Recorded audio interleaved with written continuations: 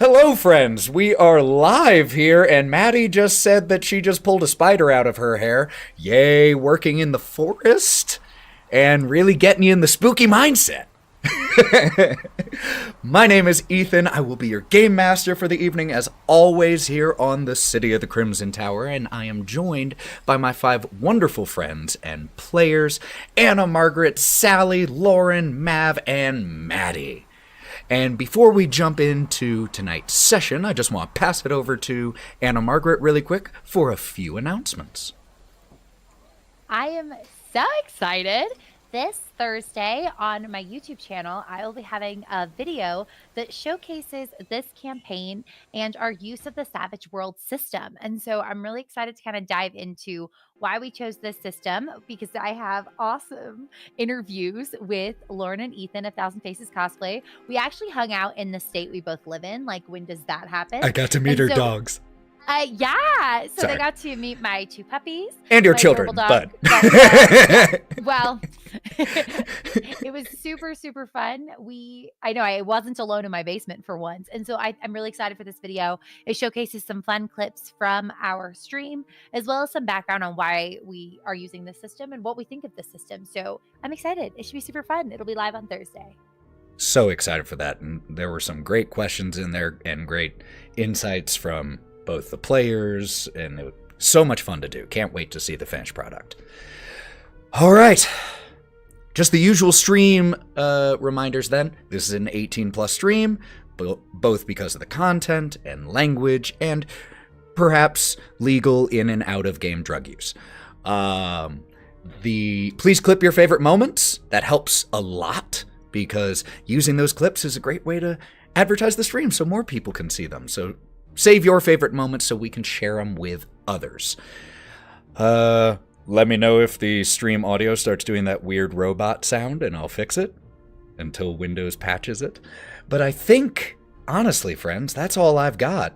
So, are we ready to play some Savage Worlds? Yeah! Let's play some Savage Worlds.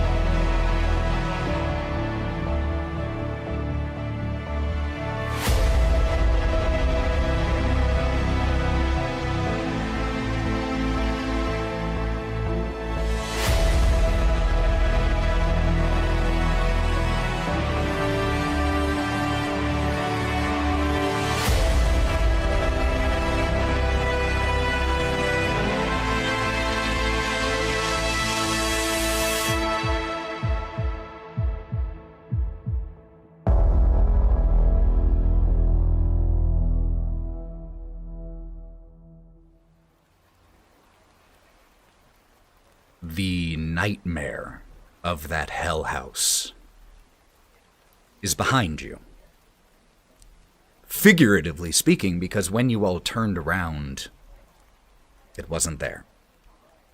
And you were back where you were dropped off by Rahadin. You found those care packages, each containing letters, each signed by Stradia Vanzorovich.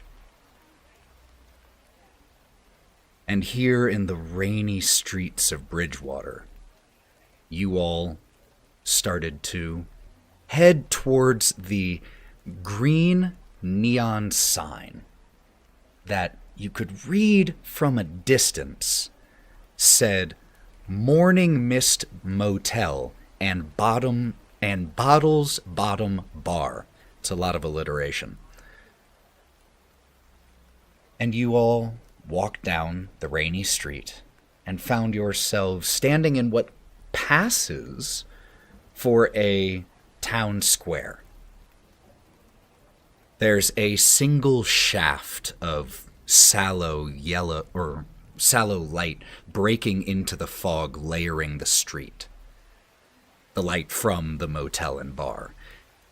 And from here, because of how thick the fog is, the light almost looks like a physical thing.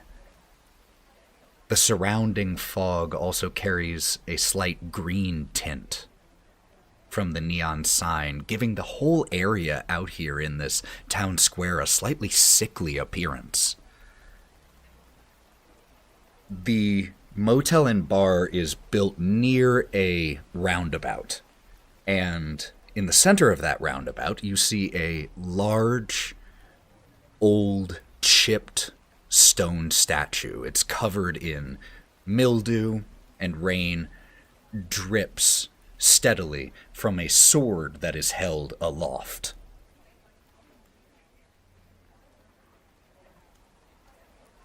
The door to the motel and bar is in front of you. What do you all do?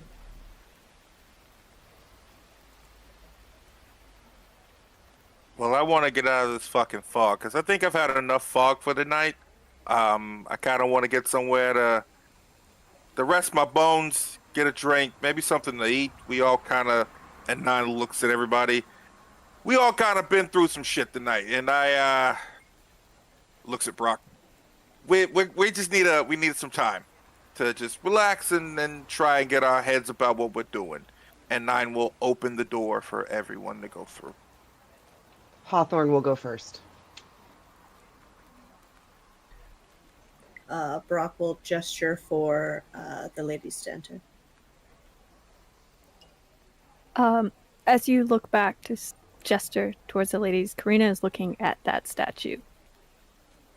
Does it look familiar at any, like, to her or to possible stories she's heard at all? And does it have a plaque with a name?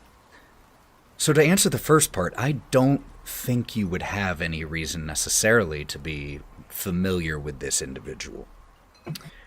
That said, the figure looks like a classic old warrior. It got armor on, a cloak, and a sword, medieval. Could be a lot of folk heroes, but there is a plaque. Can't read it from here, but you can see that there is one. She'll kind of look back at Gloria. Just 1 minute, I want to check something out. And she's just gonna not run so much as just kind of half run to the bottom of the statue so she can read the plaque. You head across the empty road of the roundabout and approach the statue, and it has the plaque is stone and worn by time. So you can only make out the first part, the first line and a half or so. Ismark Indirovich the Great, Burgomaster of Barovia, Bane of... And then it gets kind of tough to read.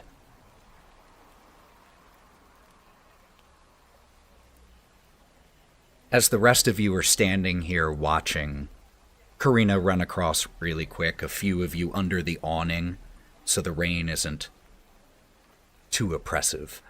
The U of the neon sign in the word morning flickers on and off. It had been off mostly, but as you all have been standing there, the U starts to flicker on.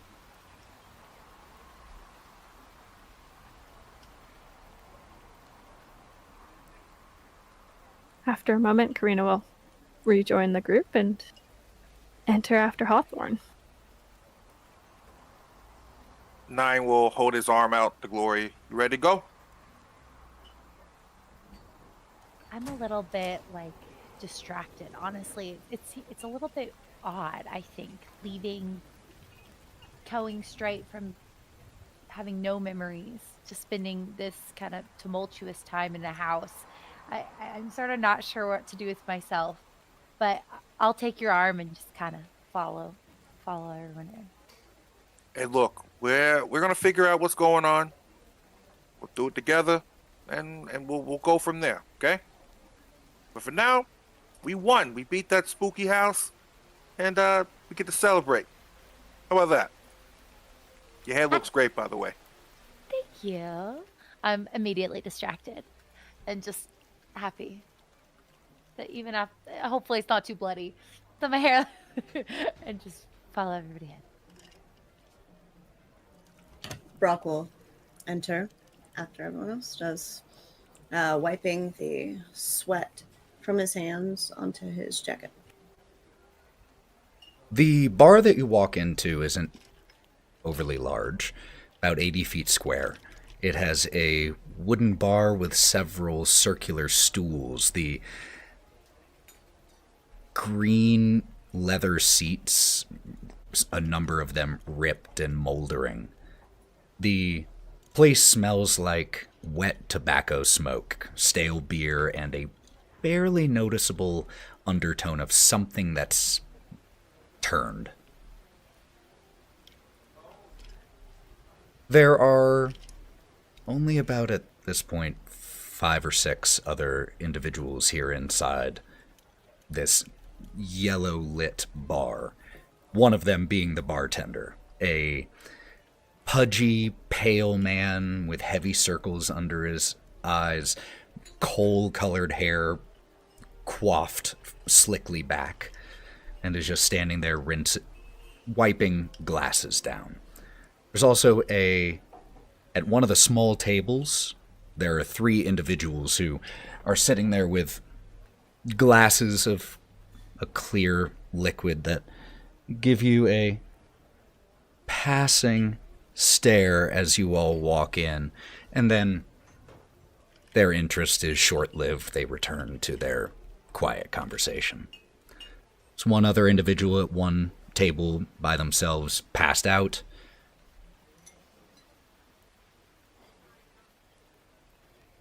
That's about what you see. Do we have any idea what time it is right now?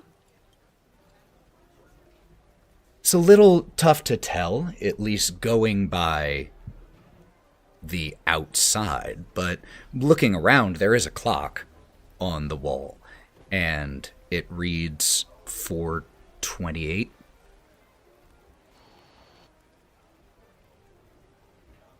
All right. It is very dark outside. Money? Great question. That was. Oh, that was what you were going to ask too? You all start, as you suddenly have the realization that, you have to pay for things, start going through your possessions. Each one of you has, in coin and cash, about a total of $10 each. Is there seating around the bar area, did you Yeah, say? definitely. Like little seating. Okay, so as people walk in, Hawthorne has already sat down at the bar and is sort of just slumped over the bar, waiting for this wonderful bartender to come up to him. As you plop down at the bar, the man just looks over towards you. What'll it be? How much for just a shot of whiskey, man? I just need some whiskey. He grabs a shot glass, puts it on the table in front of you, reaches behind the bar and grabs a bottle, but it's not a brown liquor. It is clear, and he pours it into the glass and just says, "Gin. 50 cents. I'll take anything right now, fine." And Hawthorne will slap down the 50 cents and then just shoot the gin as fast as possible. And just stare at the bar. He's not even looking at the bartender. Not much on the botanicals and a lot on the burn. That's what I needed.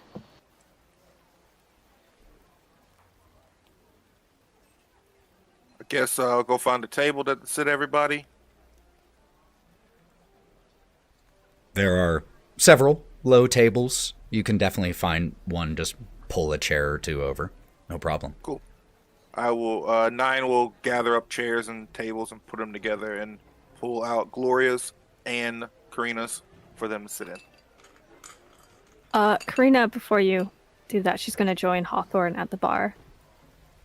Hey, I noticed you're a little, for lack of better terms, fucked up after that night. So, do you want to hold this? It makes me feel better.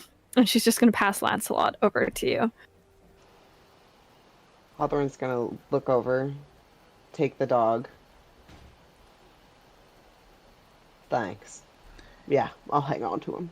Hi, buddy. He gets a little, like, he's clearly not that used to being held. As you hold him, he starts to get a little antsy in your arms. And when you set him down, though, he just quite quickly does one circle and lays at your feet, but keeps his head up and on alert, looking around. It's a good boy. Just stay. Just stay. You call him a good boy and he looks up. He responds to that phrase.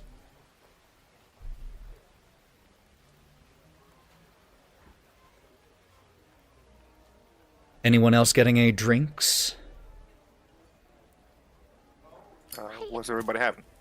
I'm trying to remember. What's the last time we've eaten? I don't think we've eaten since we've arrived. Y'all, not that drinking's not a great idea, because right now it feels like it is, but I honestly can't remember us having any food. So maybe we want to work on that either at the same time or before. I could eat. What about you, Brawk? Brawk is just kind of looking around in his own little world, and he grabs his jacket and he snaps it really far forward as if to kind of recenter himself. What part of this room is going to try to kill us? Do you think? Maybe the drinks? You know, over consumption. Never mind. Bad joke.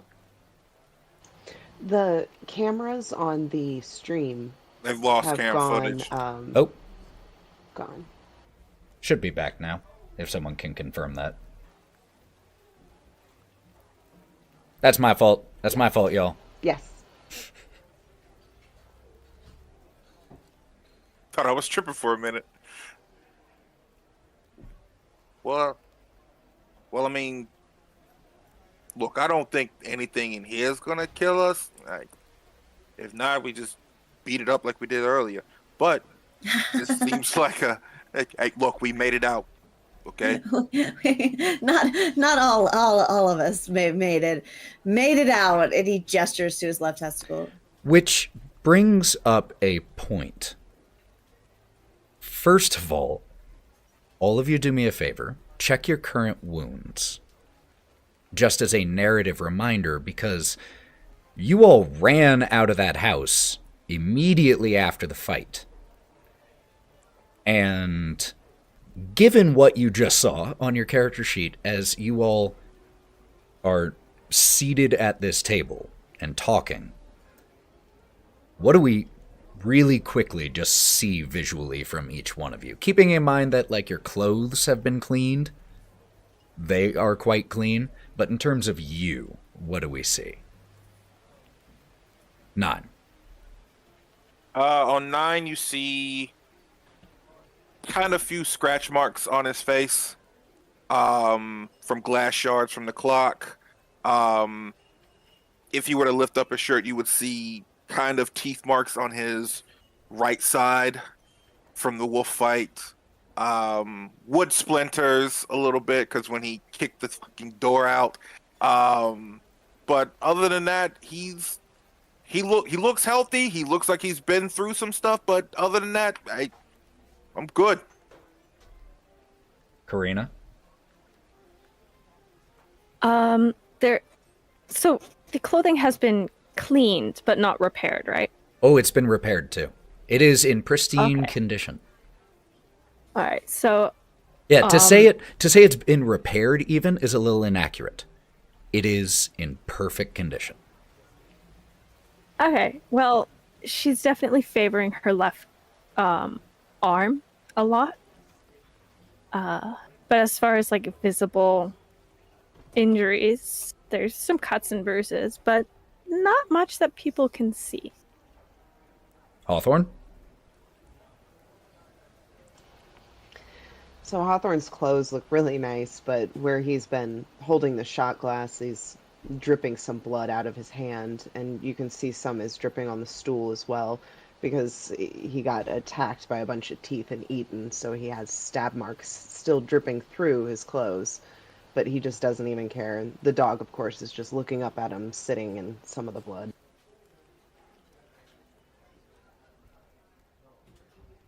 Brawk. Brawk is limping. He looks relatively deflated. And though his clothes are clean, there is on his left leg what appears to be a tourniquet or bandage with a relatively large mound of cloth over his groin area to stop the blood. And he is sweating profusely, but his outfit is so on point, you guys. It makes it almost all worth it. It'll be fine. It'll all heal up. I'm never gonna miss it. Gloria. So, Gloria, throughout this journey of the house, I've taken a lot of damage, but at this moment, it's almost kind of surreal that by looking at me, you can't immediately see anything, except for maybe if you were to look a little bit closely, my hands are twitching ever so slightly, like I'm stopping myself from grabbing Nyne's hand or fiddling them in my lap. I'm like trying to stay still. And so while on the outside I might not look like I'm hurt, my dress is immaculate.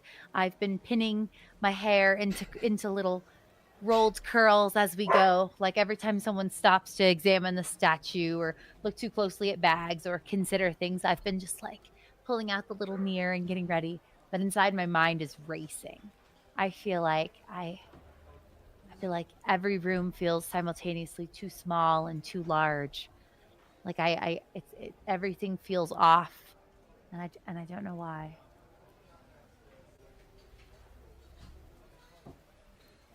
So, was anyone else grabbing drinks? Anyone who does want a drink, the drink that is available is gin. There is no other available drink, alcoholic beverage. It is gin.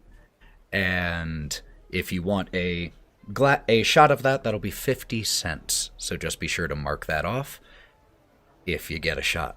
Brawk.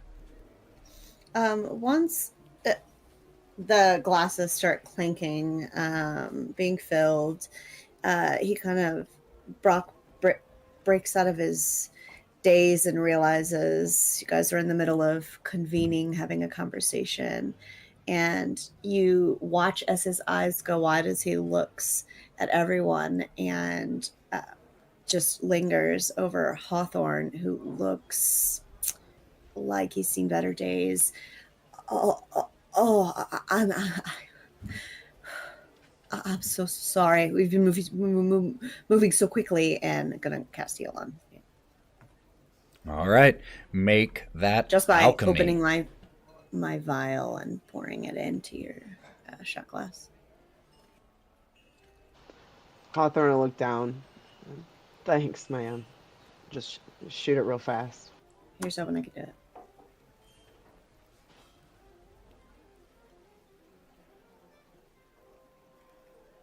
Easy. 6. No problem. And that wound, as you take this drink, as you shoot down this second shot of gin, there's... Brawk, what does this a healing potion taste like? It's not so it's not brewed for smooth consumption. That is gonna be some spicy.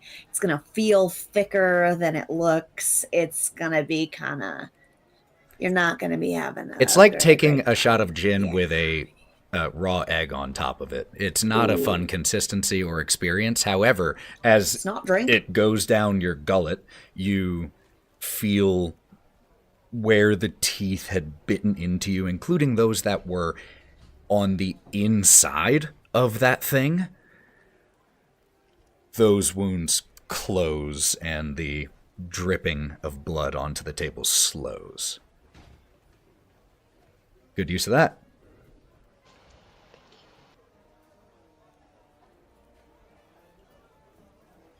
I want you to know I felt that when you described that going down my own throat, and I didn't like any of it. I am so glad to hear that. Oh, I didn't like saying it.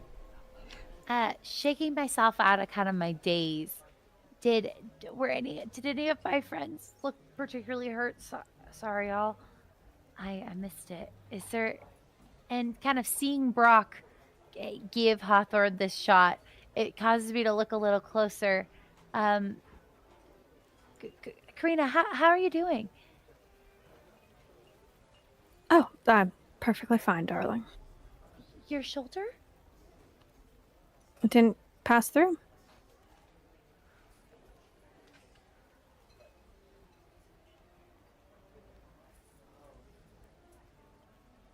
Are you okay? You seem a little stressed out. It wasn't great being trapped in a haunted house. But I do think that there's some security in knowing you're in a spot you're supposed to be doing something. I think that being out of the house without a clear sense of direction, I don't want to say it's worse, but it is a little bit freaky not knowing what we should be doing. I agree. It's very unnerving in a way. It's nice to have a purpose or some sort of direction, even if it's running for your life. I mean, Speaking of we direction, could go meet the Strahd woman. speaking of direction, you good, Karina? Because you were running out in the fog and stuff and seeing shit. And also you stabbed yourself. I don't know if you knew that happened. I'm Thank you for perfectly fine. Well, I wasn't ever actually going to kill the dog. Oh, so good to hear. Very good to hear. But to answer your question, Nyne, I'm fine. Unlike Brawk, I can separate reality from fantasy. Whoa.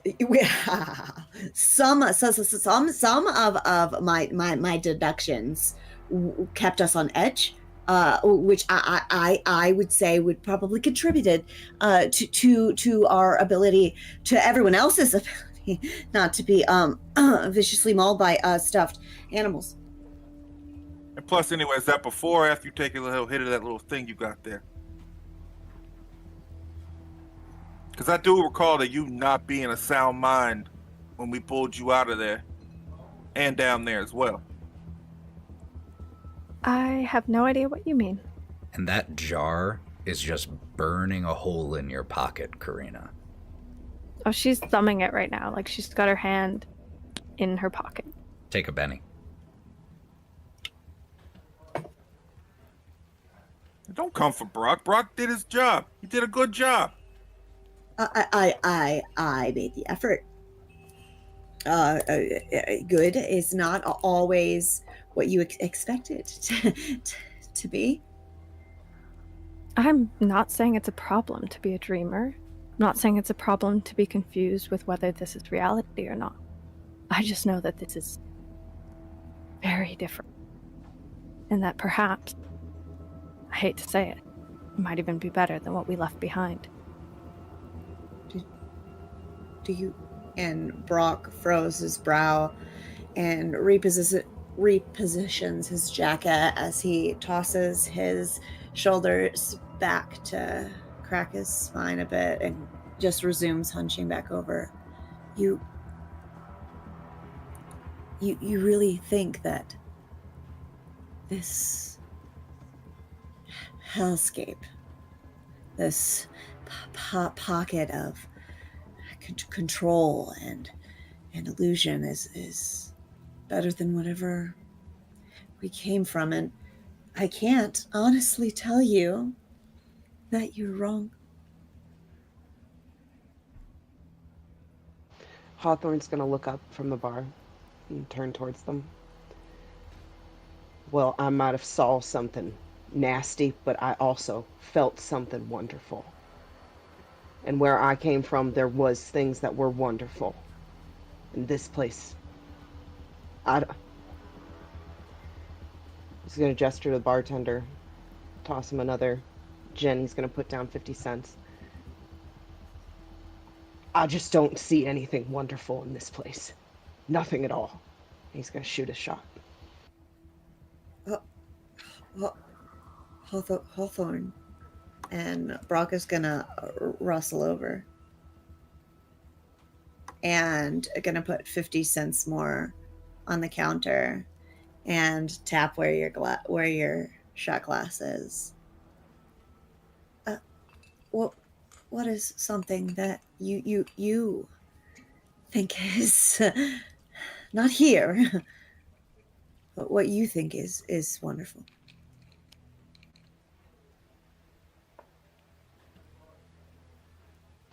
Hawthorne's gonna have his hand inside of his pocket and rubbing this sort of braided bracelet thing that he's had. I remember people who relied on me and the inspiration they gave me to keep going. I remember I left people. I can't shake that I left people. There's something more than all of this. I don't know what, though. And he's going to slide the shot over to Brawk so that Brawk can have a shot. Brawk is going to go to smell it. He's going to do that shake thing. And he kind of like vomits in his mouth. And he's going to slide it down the bar to Nyne. What about you? So something wonderful.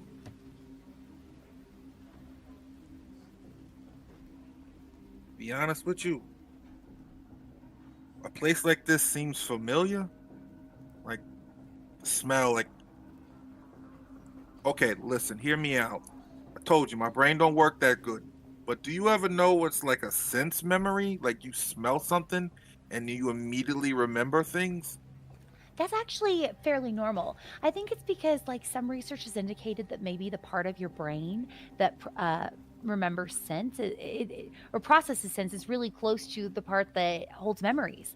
And so the fact that you're smelling something, it's normal that there's some crossover and trigger. Looking at you like a cat looks at a Christmas tree. You are brilliant, and that makes I understand every bit of word you just said. Yeah, what Angel just said. I think I'm used to being in these types of places where the like bars and stuff like that. Like slamming this drink back, takes it, no facial recognition, like it's just straight water. Feels normal, you know? Like I feel like my body would be tired after what we just went through, but I don't. I had visions of like fighting something or somebody, lots of cheering, maybe not for me, but other than that I don't really know much.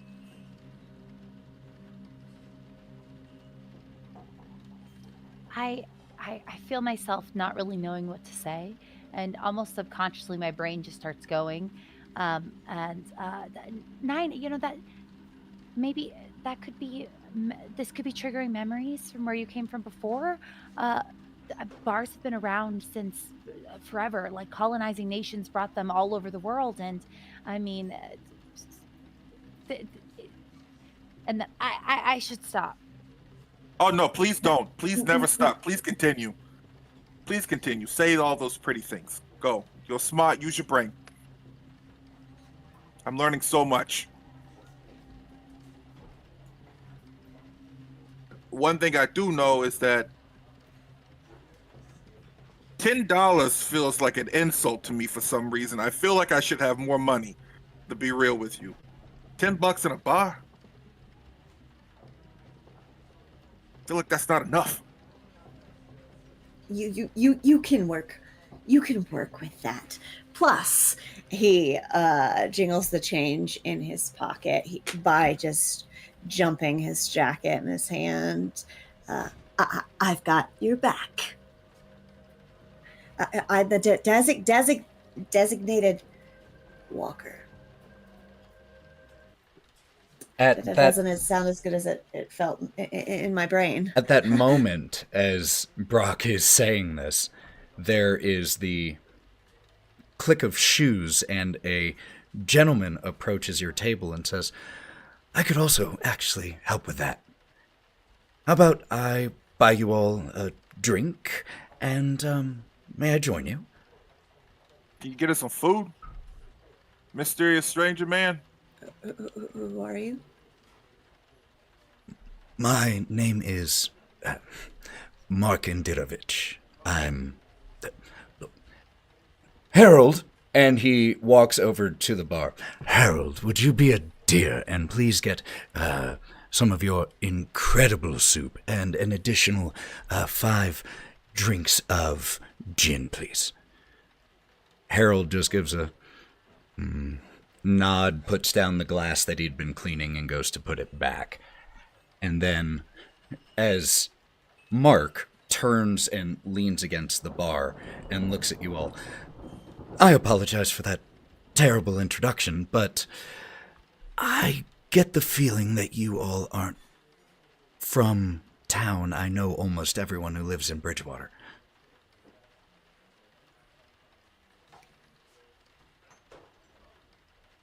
Well, Not Mark, entirely wrong.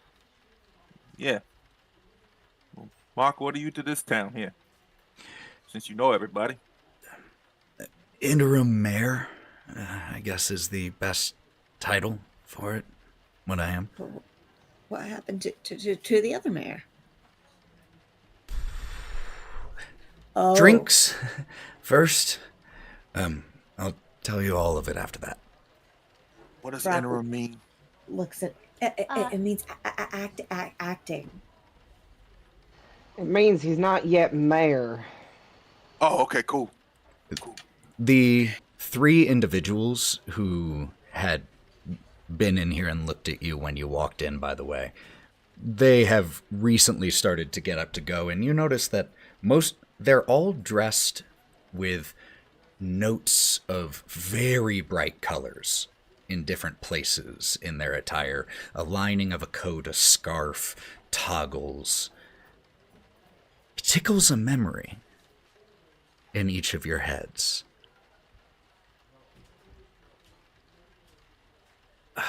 Someone handing you a letter. And they were dressed in very similar style clothing. And then they get up, head out of the bar. Meanwhile, haha, that slipped. Meanwhile, Mark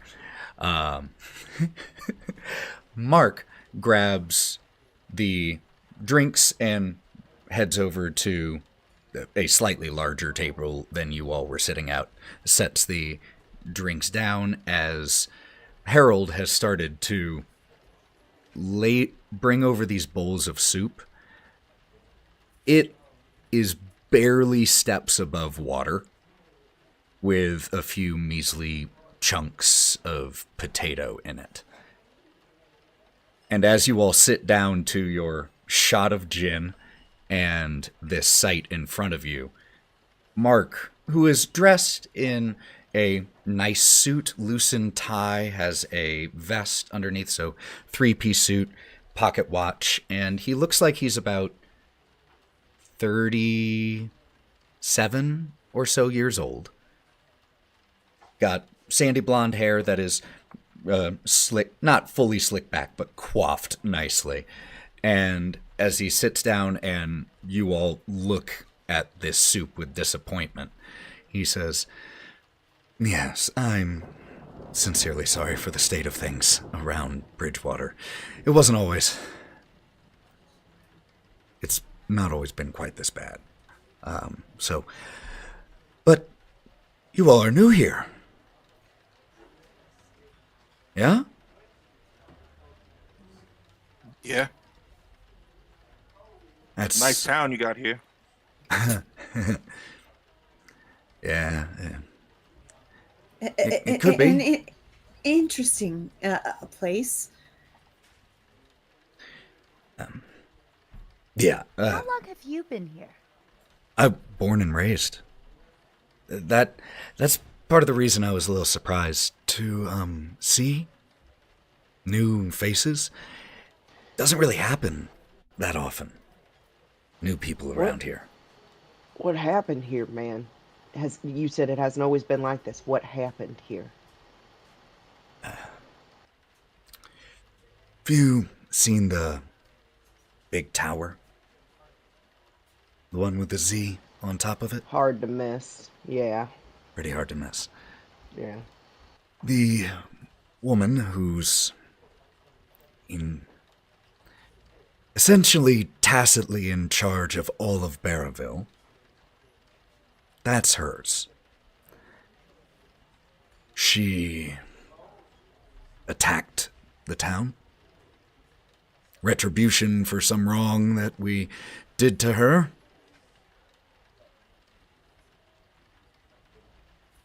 And since then, things have just been even worse than usual, but... Before that, if I may, I'm still a little interested in the how you all got here thing. On a I train. think we need to ask you more questions before we share stuff about what's going on with us. No, I understand suspicion. What can I tell you to put your mind at ease, then? What did you do that got you punished by her? You said that by some act.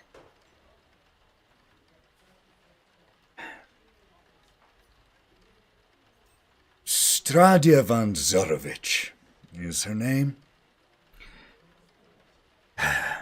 She's been in charge of Barraville since before it was called Barraville. She's not always... You've seen the place, right? How long have you been here? Few hours.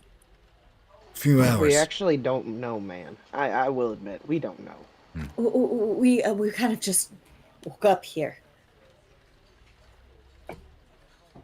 Does she talk inside your head? Who? Strahd? And he stumbles over the name a little bit and kind of looks over his shoulder. Her?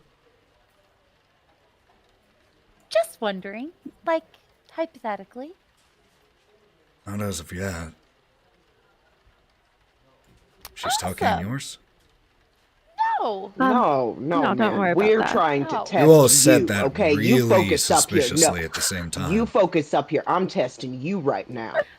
Okay? I'm just Never know. Don't you bullshit. question her. just gonna start eating my soup. Hawthorne will be very defensive, and if needed, will persuade So, him to leave her alone. long story short, she does not brook challenge to her authority well. And so, when some citizens of Bridgewater spoke out against her, she didn't respond positively to that. What did she do? I need information.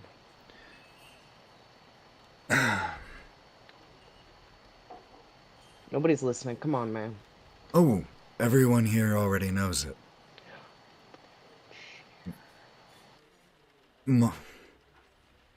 She... I feel like Hawthorne. No. We asked nicely, or It... These are trying times, and they can sometimes... I understand the fraying of nerves. Truly, I do.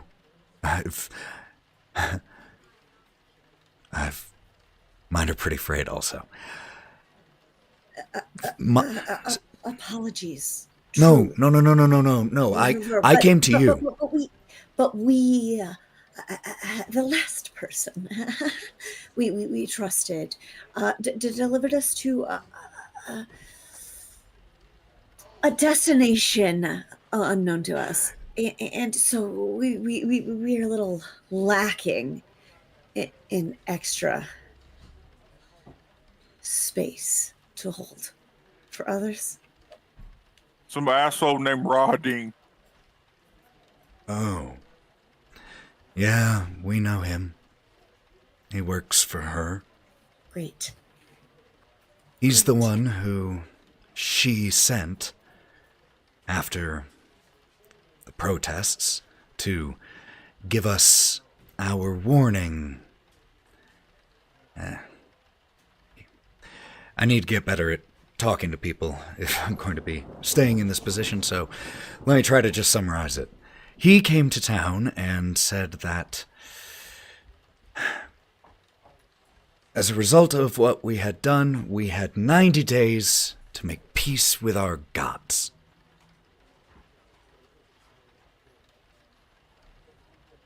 That was, and 90 days came to pass not terribly long ago.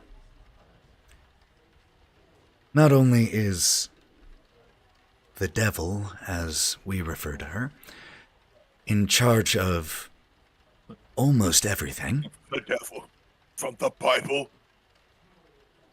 What? Sorry, I was doing the meme. The devil from the Bible. Oh. Sorry. Missed the reference. But yes, like that one. Or like those from the Nine Hells, whichever. But not only does she control almost everything, there are monstrous things that she controls. Undead. Giant wolves. The very creatures of Barraville are her eyes and ears.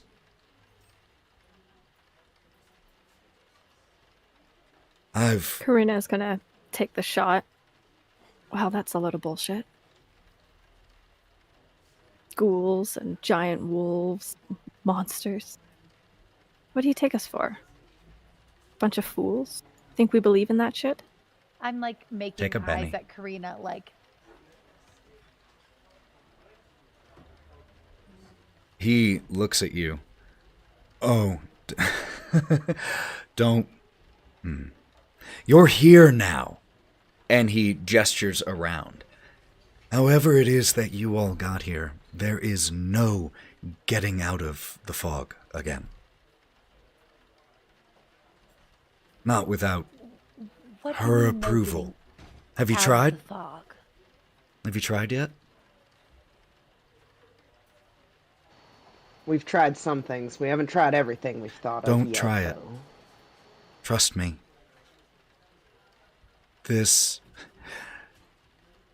Let me put it this way to you. The fact that I know that anything exists outside of Barraville is only because of the vistas. And the occasional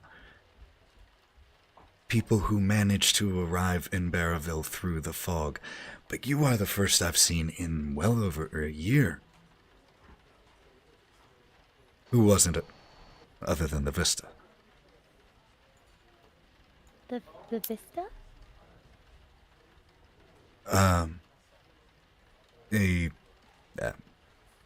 A tribe here in Barraville, they are able to travel through the fog because of some agreement, I think, that they had with the devil generations ago. We never got such a deal. So everyone born here is stuck here. Hawthorne's gonna lean over to Karina and go, the ones who delivered the letters. Perhaps. So what you're saying is not to trust the devil in the sky or in this tower, yet she's the only one that can actually get us out of the fog. Seems a little counterproductive, if you ask me. Or in our heads. I have absolutely no idea how to get through the fog, and honestly, my advice would be don't try. But I don't know if the answers that you're looking for, or safety, can be found here in Bridgewater. A lot of the citizens of Bridgewater fled before the attack to the borough of Valaki Hills. It's not too terribly far from here, but you might find the answers as to how to get through the fog there, if those answers exist. How's the soup? Karina's gonna pull out. It's shit. I know. She's gonna pull Delicious. out the letter. So the letter was signed by the governor, right? By the mayor. Of Bridgewater. By the mayor of Bridgewater. And that is not Mark, is it? Do you open the letter and check again? Yeah, I'm gonna No, open the letter and check again. the name listed on, or the signature on the bottom of that letter was Kol Indirovich, and he introduced himself as Mark Indirovich. So, as you're standing in for mayor, may I ask what happened to the other mayor? Your brother, I'm assuming. Or father. Father. He died during the assault. How? I'm so sorry for your loss. Honestly, a really big fucking gash across his head. He fought. How? He wasn't a...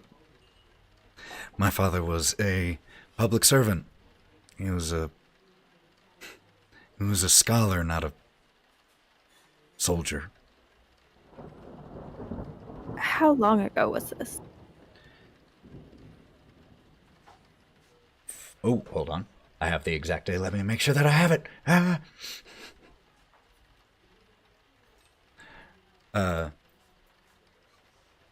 It was 3 days ago. I want to pull out the letter that we first received and kind of show it to him. Is this your father's writing? No. My father had chicken scratch. This is way too pretty. And the signature at the bottom? Well, his name, not his signature. Where'd you get this? Sent to us. Huh. How else do you receive letters? He Sometimes just I cocks feel an like they eyebrow just at you appear. and lets that go.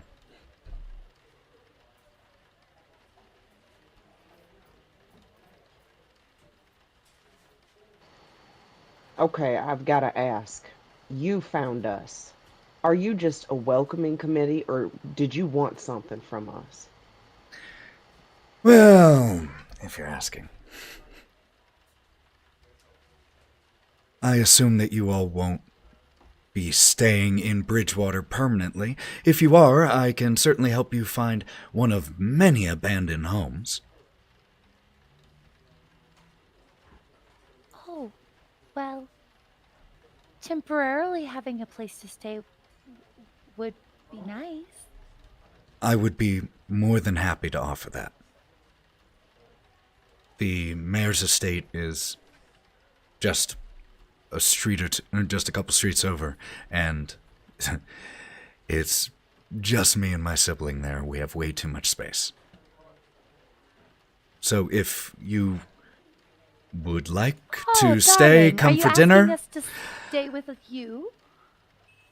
It seems the only hospitable thing to do if I'm also going to ask a favor of you.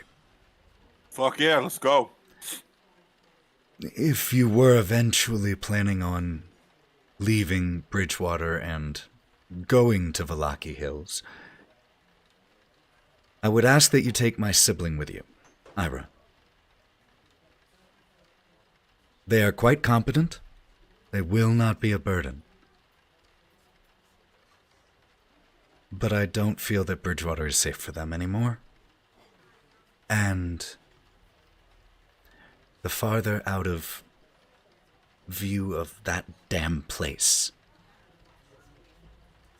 pointing up towards the ceiling but out towards the tower, the better for her as far as I'm concerned. As he says this, there is a ring of the bell above the door to this establishment as the door opens and a woman steps through. She's dressed in threadbare clothing that is sopping wet. Her hair was at one point upswept, but it's now fallen and plastered around her face, slick and tangled. Her wide eyes dart frenetically across the room until they land on your table, on Mark, and she shakily steps forward. As she comes more under the overhead lights, her features come more into the light, and you can see that she's gone very pale. Her eyes are blotchy, her makeup running from the rain and what looks like tears. Her voice is a ragged, haunting whisper as she speaks. Mayor Indirovich, I'm terribly sorry for interrupting you and your guests. I need your help, and I don't know where else to turn. Mark turns towards her. Mary? Not mayor yet. Still need to be elected by the people, but until then, what can I do for you, Mary? It's Gertie. She swallows, and for a moment, it looks like she might faint.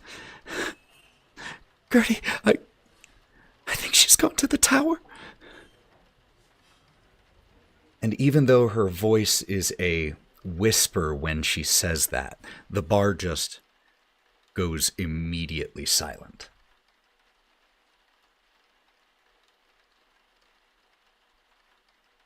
Mark himself, when Mary says this, looks like he's been punched in the gut, and he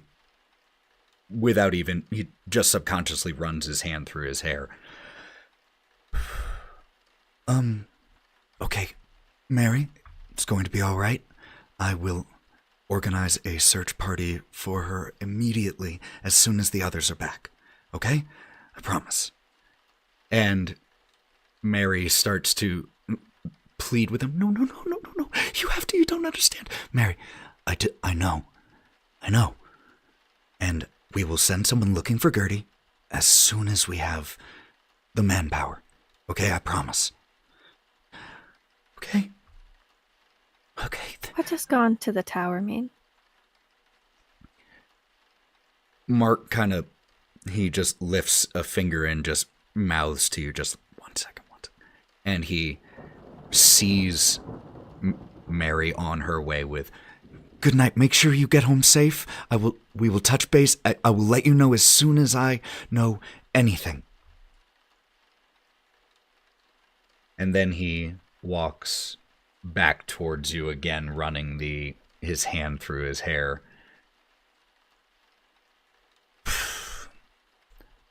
What? You remember how I said that there was those who spoke out against her? The person who organized that protest, Doyle, was Gertie's fiance. So what does that mean? Is she gone to go find him? Has she been kidnapped?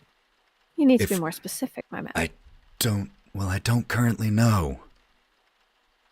That's the problem, but my guess, I don't know why she would be kidnapped. The devil has more than gotten her revenge. My guess is that, she's there trying to avenge Doyle. And if that's true, she's probably already dead. If she just left, maybe we can catch her. Why don't we just go up to the tower and see if we can catch her?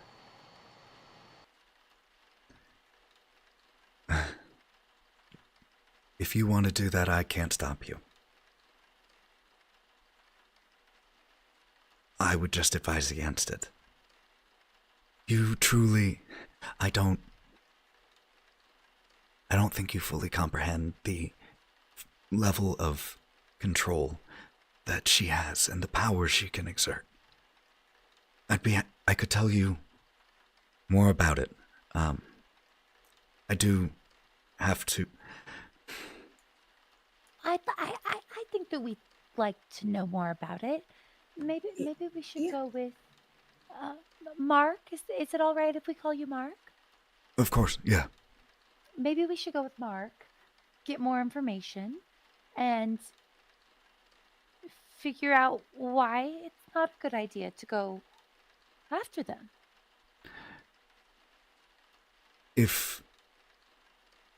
My guess is, if Gertie went to her tower, you don't leave alive if she doesn't want you to, and she doesn't tolerate insolence. This is part of the reason that I approached you. You're different.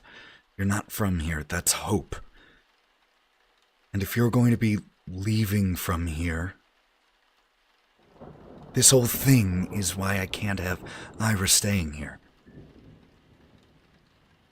Nyne? So she doesn't tolerate, like, failure or anything like that? Not as far as I know. Do you know a family called the Thirst? Not off the top of my head. Yeah. So we were in a house earlier today that belonged to them, and she sent us there too. It had some weird, spooky shit inside of it. We made it out, but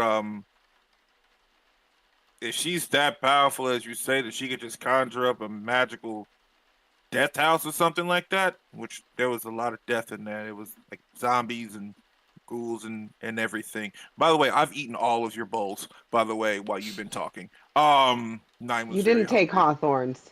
Hawthorne wouldn't let you have his bowl. Fine, Nice whatever. try. Nice try. Okay. I go to reach for it. He smacks my hand. But if she's as strong as you say she is, then honestly, even though I got enough lives to do this, I would like to know more about who we're dealing with in all forms of fashion. Because this ain't our playhouse. Hawthorne? Hawthorne is now pretty drunk. He's impulsive, and he wants to see what the bottom of the freaking tower looks like. And he just wants to at least walk up to this thing. So he's going to take his gin shot that he's just been mulling. He's going to shoot it, and he's going to stand up, and he's going to go, I want to go see what this tower looks like. I gotta see where this woman was taken. There needs to be some solid ground here with all of this nonsense that we're fucking seeing. The tower is miles away. You're not going to be able to walk to it conveniently, and if you do... Maybe... Hawthorne, what if we use tonight, I quickly checked the clock again. It's around 5.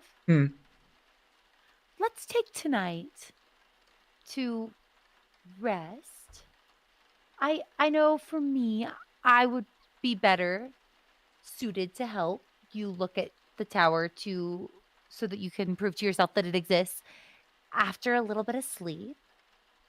Maybe we take Mark up on his offer of him graciously hosting us. No wonder you guys have lost a lot of people. You just let people walk into this tower and just go, "Yeah, good luck out there." And he's gonna go over to the bar and he's gonna sit at the bar.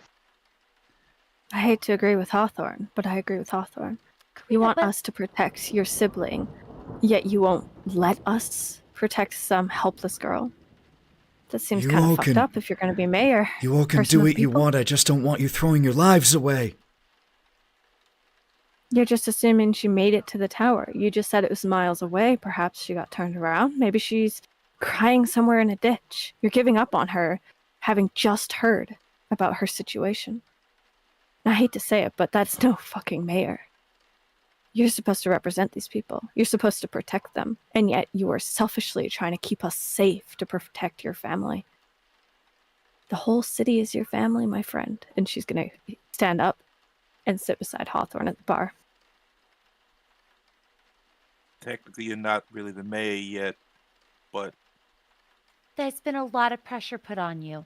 Holding positions of power in a period of turmoil, especially during a transition period, is a lot of work, and I think you're trying your best. And I do think that we're operating not on without all of the facts. And it's been a very long day. Just so that we have more information, are you sending people after her? As soon as I have people who can be spared, yes. Spared as in gone forever? Like spared if they were to be gone? Or No, like just temporarily the people who are available to do it. But I won't send them to the tower. Where would you send them then? Because I think that they The companions. alleys nearby neighborhoods, but I wouldn't send them to the tower. That would be writing their death sentence. And I know. And he walks over to the bar where you went, Karina, and he gets not in your face, but just his posture changes. And he says, I know I'm not doing everything right. I'm trying.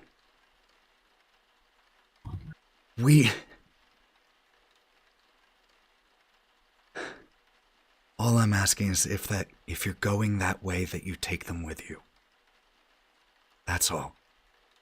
If you I can't have no do problem that, with that, then that's fine. Everyone here, after all, is mostly out for themselves anyway. And you're right, it is Apparently you very do. selfish of me to want to protect my sibling. Yeah, it is. 100%. Because I may be deputy mayor filling in for my dead dad. But I'm still human.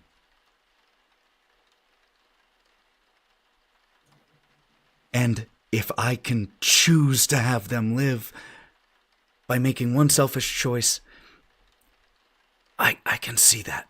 I can live with that balance. And if that's too much, that's all right. The offer of a place to stay and dinner is still on the table. You don't owe me anything. Thank you for hearing me out.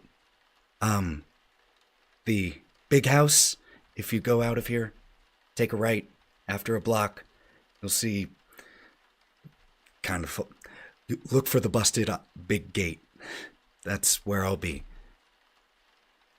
If you change your mind, want a place to stay that's nicer than this, offers on the table. Mark, where does Mary live? He gives you the general directions. It's not far. So, your plan is to wait until tomorrow, assuming people come up and arrive by the morn, and send them to find this girl, when she could just be a few blocks away, right now. maybe a mile away. By the time the morn comes, she's at the tower. This is I not. hate to This isn't tell the you. first time that I've talked with Mary today. So She's. you've just been giving her false promises, saying that when somebody shows up, you'll get them to help, yet somebody has shown up, sitting in front of this table, and you're Do you serving know them- how many living citizens are left in Bridgewater? One less, apparently. I don't have many people to spare. I'm doing the best I can. If you want to go do that, go do it. I'm not going to stop you. I'm trying to save you. You're new here. You don't understand what's out there. What do you think, Hawthorne? Hawthorne's going to stand up from the bar, He- and he's going to put his hands on your shoulders, and he's going to say, "You're doing a good job. I know this is tough. We're all in a very, very weird place. You're doing a good job. We will come to your house, but we're going to talk amongst ourselves about what we're going to do next." Thank you all for hearing me out. I enjoy your time in Bridgewater. And he turns, and right before he gets to the door, one of like the one or two remaining people in the bar other than you all just says to the person next to them something about Ismark the Lesser. And you watch as Mark straightens and then pushes the door open into the rain and leaves. Brawk will I'll be right back, and he will just push right outside the door and lean against it. Mark. He was in the process of opening an umbrella, and he turns. And Brawk just allows the rain to soak his hair and his face, and he says, we you're right, we're new here, but those people in there, I know they can make sure what you need done gets done. It won't cost them anything. They know that. But you need to give them time to cool down from the actual literal torture we've just endured, or the mass hallucination, whichever. You make me a notice check really quick, Brawk, as Mark opens the umbrella and just holds it over him, since you're standing not, 1 foot away from him.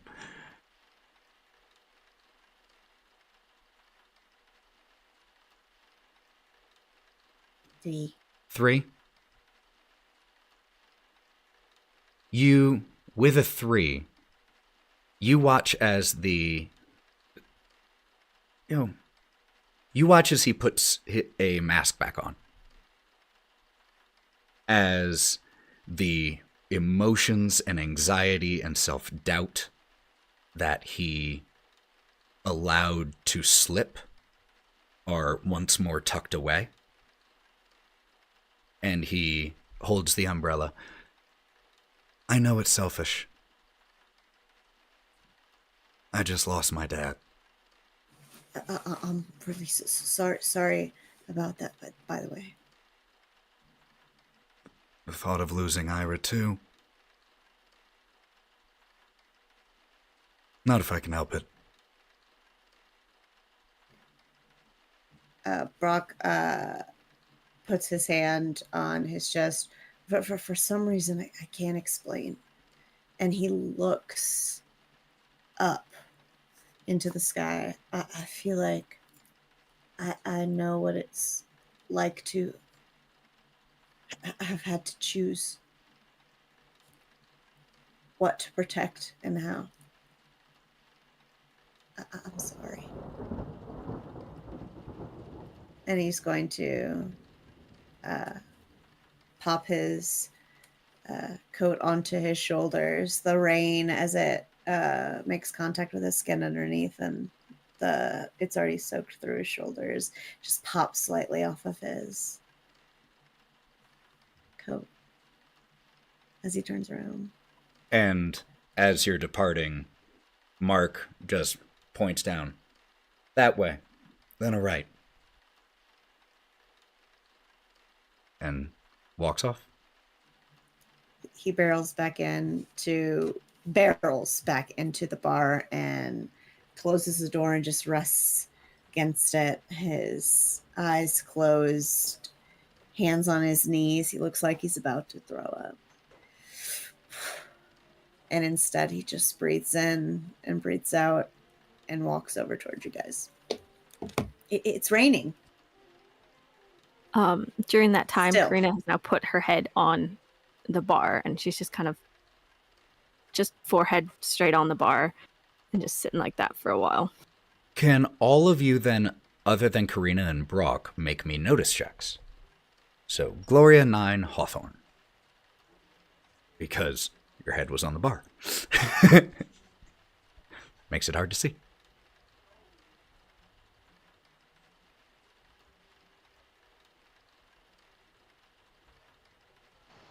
Ten. Damn.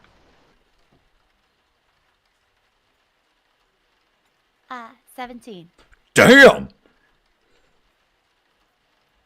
Jeez, I got a y'all. 4. I'm Holy. still eating soup. Hawthorne's yours exploded a total of 3 times. Gloria's a total of twice. Jeez. Nuts. Okay.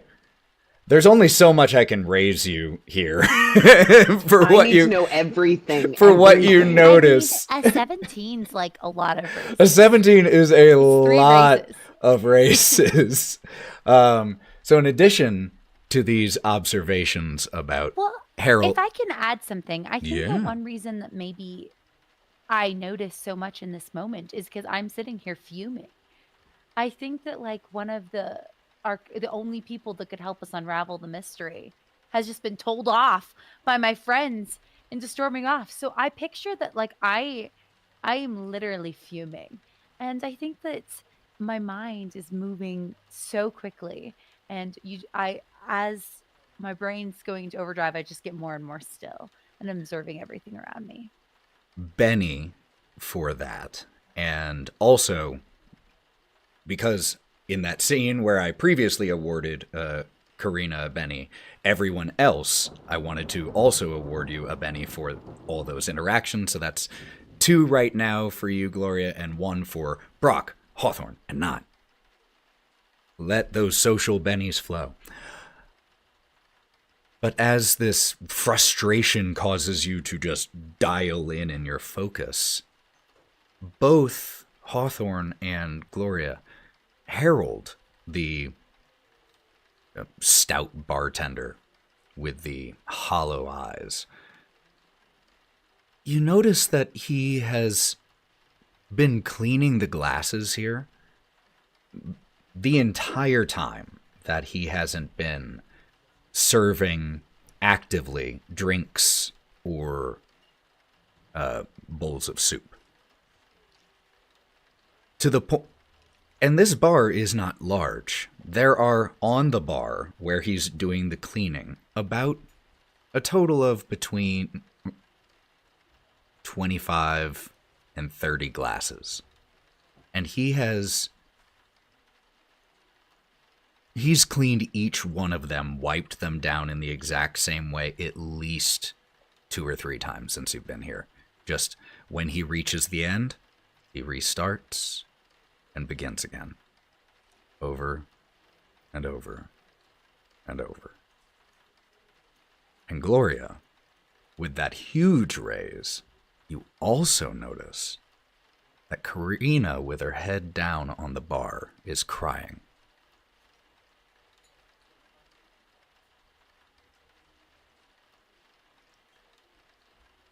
And at this moment, Brawk, you return, and you are all here.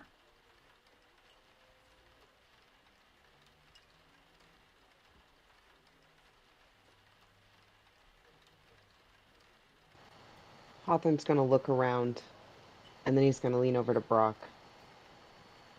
Brawk, Yeah. why is the bartender just rubbing the same glasses over and over again? Are we in like a Twilight Zone situation?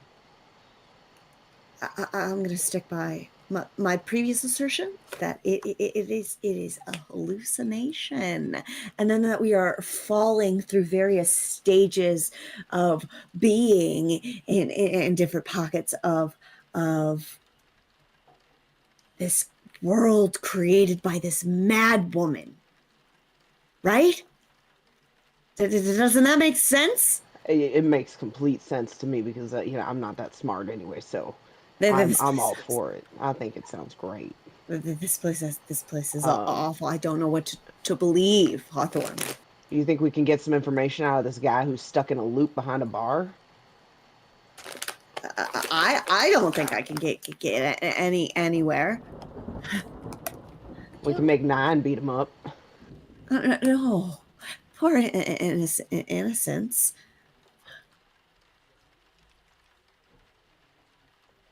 Okay, Gloria, you good? No, I'm not feeling good. I'm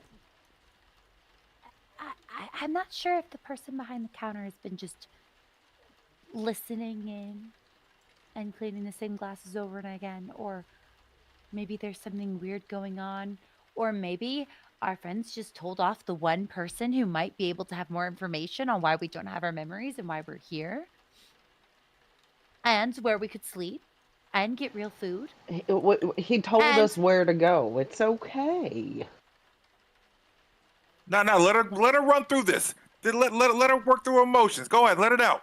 Go on, Angel. Go ahead. I had a few more different instances of grievances I feel like I have against you guys, but you're right. I don't know if that's productive to the conversation. Instead, we should I'll put my list away. recenter. Hawthorne,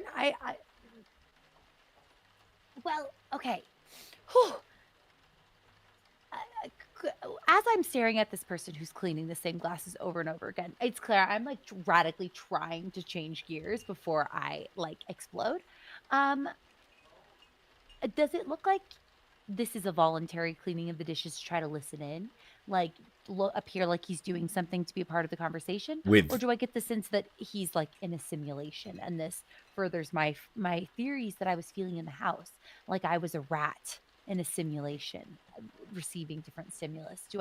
Which way do I kind of sense? I imagine with like observing him that closely, I have kind of a hypothesis I could form. And with a huge notice check, which is what you're still just asking specificities about that same one. I will say you definitely do not get the impression that he is in any way listening in whatsoever. There is no reaction or subtle movements, no tilts of the head that make you think he is listening into your conversation at all. That doesn't then explain why exactly it's happening. Simulation is one explanation. Can I look around at the other 3 people that were in the bar? I want to like try to look at their movements. Are they also repeating? Is there unique conversation?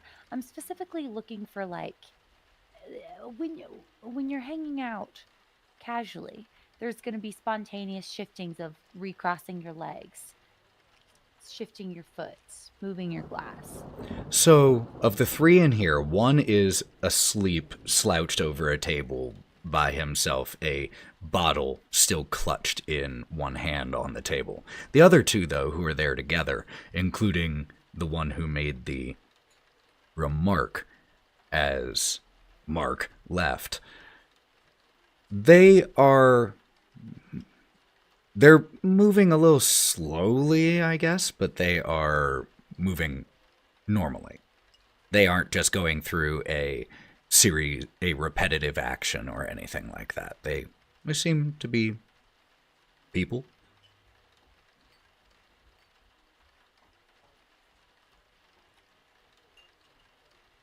Nyne. Huh. I think there's something wrong with the bartender. Even more that he can't make any drinks, and bartenders typically are able to make more than a single drink that is shots. Mixed drinks and wine, like beer, those things exist as well. But Yeah. more than that, I think there's something wrong. So do we need to like get up out of here? Or do we want to like investigate this more? We feel like this is a trap of some sort, or what? I wouldn't say it's a trap. Like, I do think, though, that it'd be worth regrouping, maybe having some conversations about what we're feeling towards people who are trying to help us, and maybe try to get help and see if we can aid in helping the town and finding people. So whether that's here at the bar or while walking to another location, a third space or something. Fair enough. We Mark should- seemed real nice. Going through a lot, though. I get that. Mhm. A lot. And I Gloria, I think that there's something not right feeling that you get. I understand it. I think that's just the way this. That's just the way this place is. And if it's not a hallucination, and even if it is, the best thing to do, I would think, as he gestures to everyone, is to accept that there is no normal, and that if we can trust each other,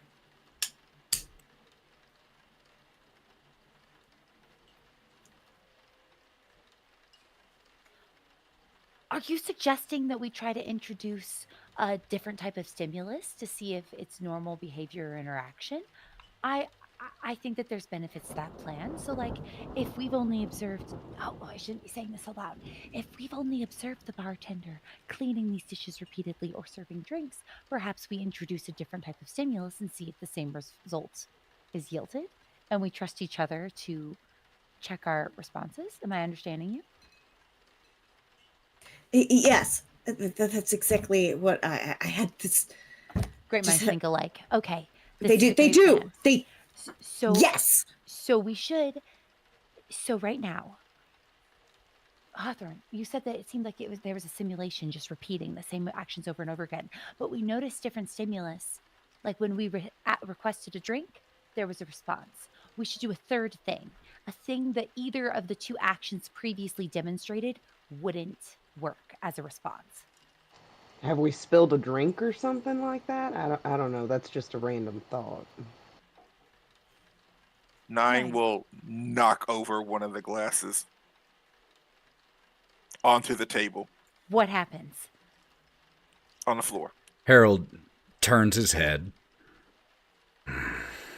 gives a sigh, Sorry. grabs some rags from behind the bar, brings them over the table, wipes it up a little bit, and then just squats down, wipes over there.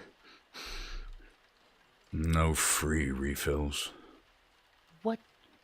What does he do after? He takes the towels, like just tosses them back behind the bar somewhere, and then walks over to the glasses that are on the bar, picks up a rag, and begins to clean. Hawthorne's just gonna ask Harold, "Hey, Harold, how long have you lived here?" All my life. How old are you, man? You look pretty young for your age. You gotta be just sprightly young age, aren't you? When he says and he actually says early 40s, he doesn't give a specific number. You're shocked because he definitely looks late 60s.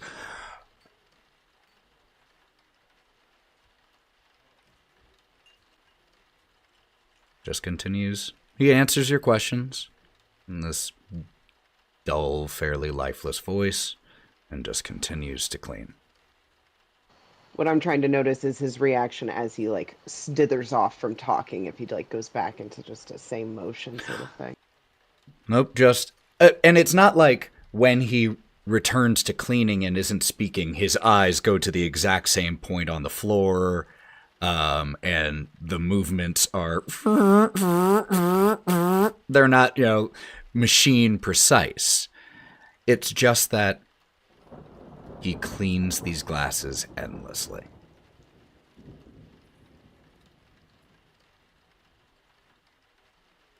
Hey, Harold. Hmm. What's there fun to do around here? Do you just work this bar the entire time, or do you actually, like, go home somewhere? I go home. Yeah. But there isn't anything here.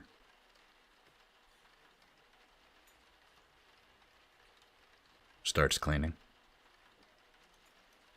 Karina, should we go maybe on the way to Mark's? Look for any signs of Mary's friend? I don't care. We can do whatever you say. I care what you think.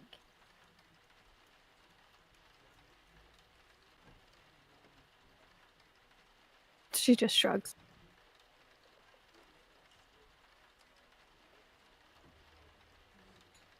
It's a little easier to be frustrated with somebody if they react.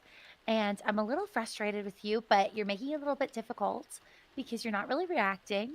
I think that you're right that we should help people, but I also am concerned because we don't really know what's going on. And I don't think it's advantageous to alienate the people that are trying to help us. But I do think that you made some valid points. We could maybe just workshop on the delivery.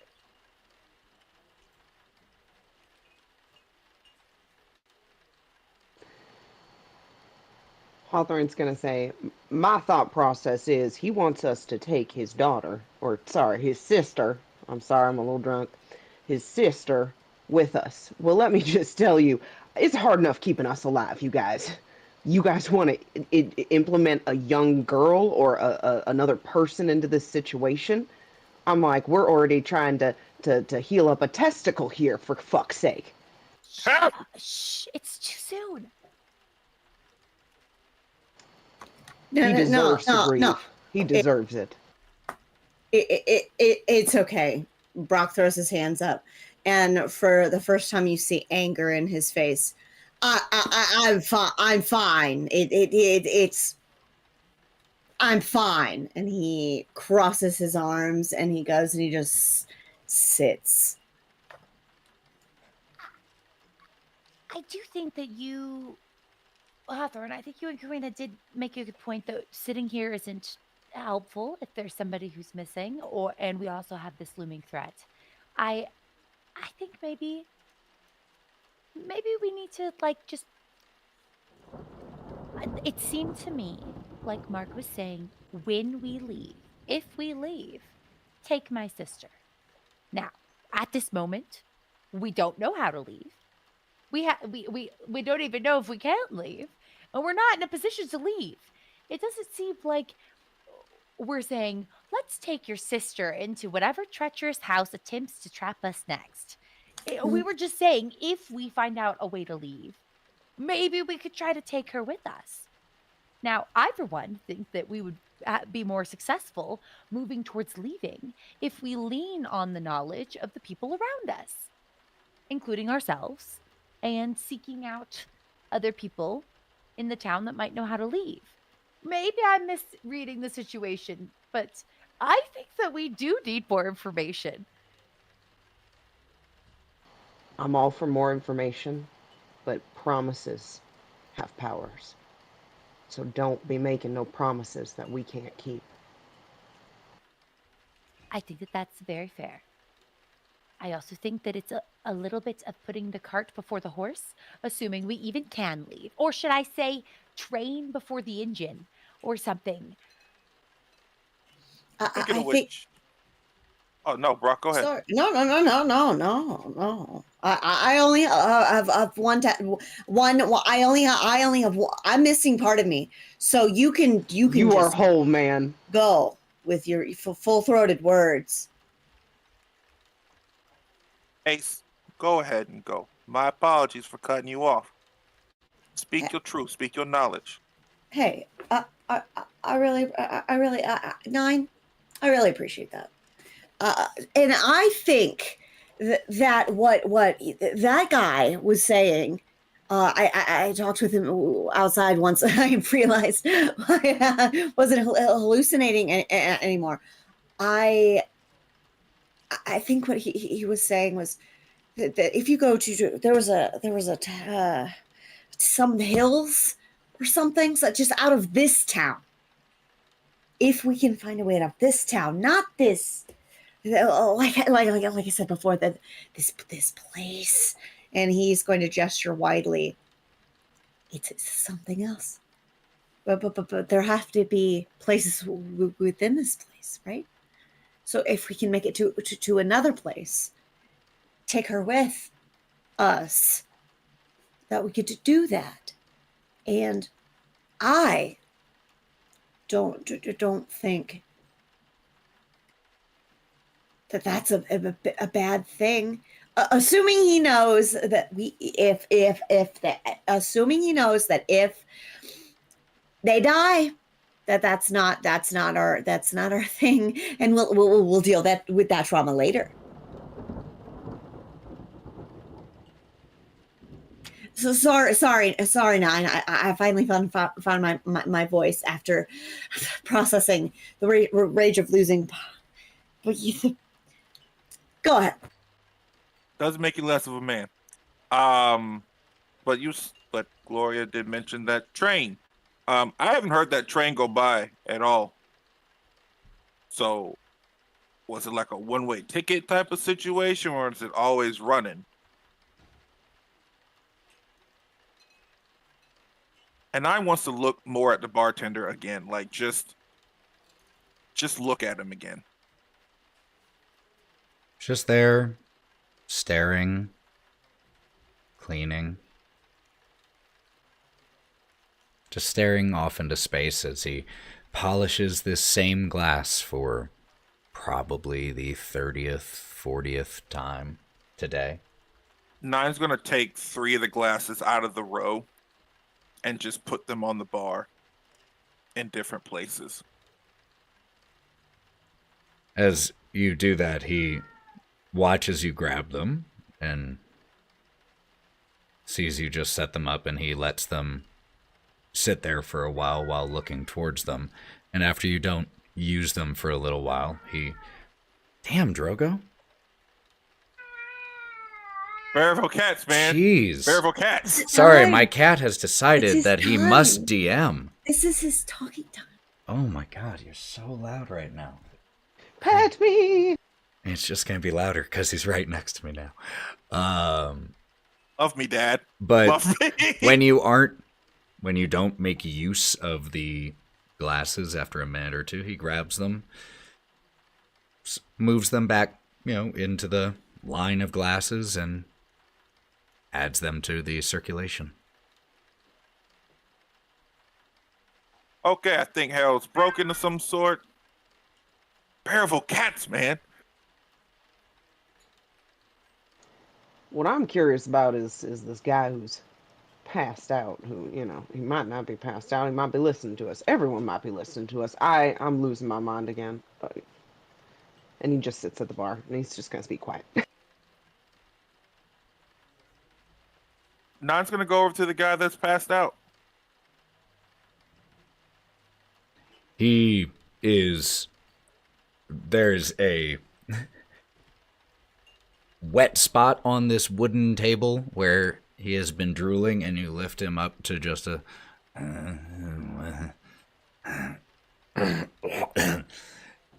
He has not a 5 o'clock shadow. He has an 11:30 p.m. shadow, as it is just a little patchy gray and dark beard hair, but as he is lifted up, he's just a drunken, blubbering... Hey, wake up! Smack, smack, smack. Hey, what's your name? And he just takes a huge swig from the bottle that was still in his hands. Hey,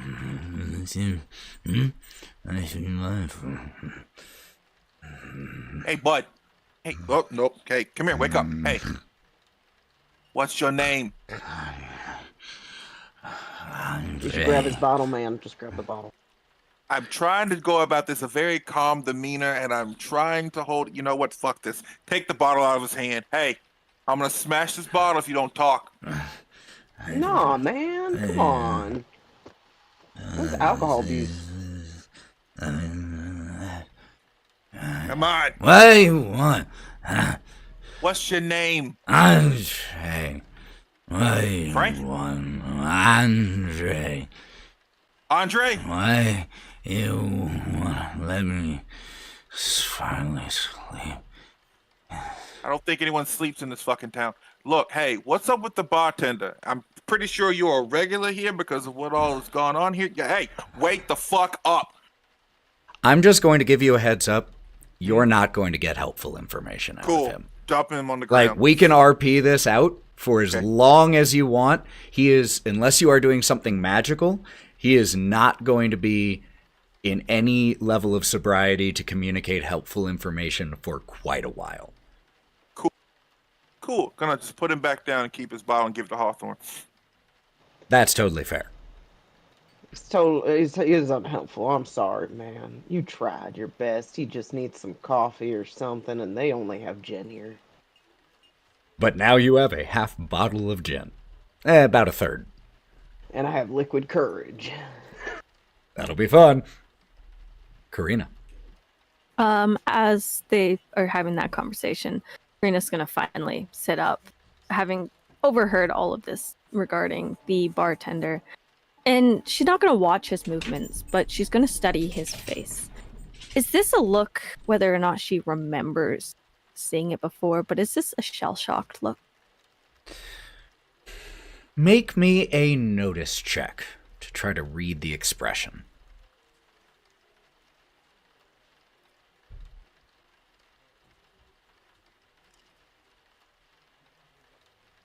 That is a 4.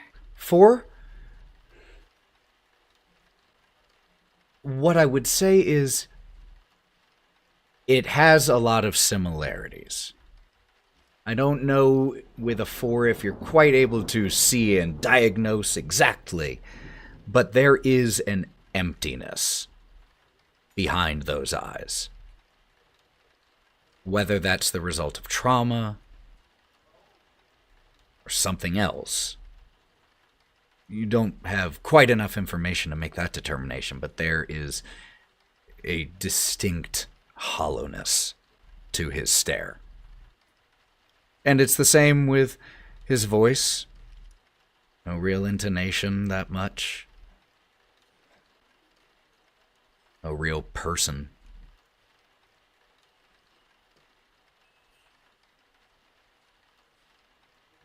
Quick question. Without magical means, you can't shake him of this, emptiness, correct?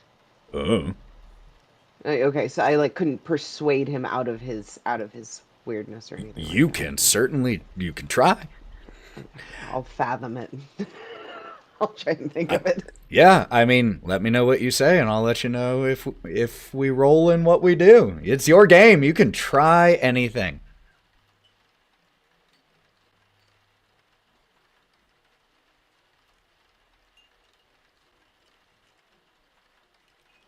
Gloria. Hi, guys. What? We had a moment where some of us were really upset, feeling like we needed to help this person. I think also some of us think that we should try to maybe build a bridge of communication with Mark, the interim mayor. Perhaps we should make moves towards both these goals. We could start looking in some of the alleys as able-bodied people on the way to maybe checking in with Mark. I like that idea. Man, Moving for forward. Yeah, I I like it. this. Oh, you like it? Good, good, good. I think it will work. Good. Harold, she's gonna look up to the bartender. Is there Mm. a place where I can relieve myself that isn't the street? He points to a small little hallway where you can She's see. gonna go down there. Yeah, there's a restroom here. It's not the nicest. It's fairly unfinished concrete floor, mirror, toilet, pulls like the top pull chain for the Yep. toilet. She's not using the toilet. She's just I gonna assumed. use the I'm counter just and- describing. Yeah, thanks. I don't want to hear about a horrible bathroom and a horrible. You sure? I could go into a lot more. We can make it worse. No, I'm no. certain. Go ahead. Go ahead. But yeah, she'll leave for like 5 or so minutes, and then she'll come back. Cool. So what about the rest of you in the meantime?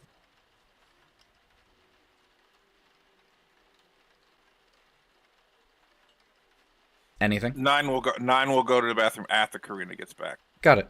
So you. I sort of start to make my way towards Nyne, and then seeing him walk to the bathroom, like, okay, never mind. I'll what? chat later. What's up? No, just never mind. I can wait. No, you're good. I just while we were waiting to go, anyway, never mind. We can talk later. Oh, okay. Brawk is going to move away from them. Have their privacy. No, it's okay. He's walking away anyway. Brawk, don't walk away now. I'm not that far from you. I can literally just come back. So you go closer, and I go further. Now I'm embarrassed, and I'm just gonna walk out. And so as this awkward conversation has been happening, and Karina reemerges, is there anything noticeably different or anything, or did you just go to the bathroom and come back? Her makeup that was running down her face from her crying has all been cleaned up. She seems a lot calmer and almost more put together in a way.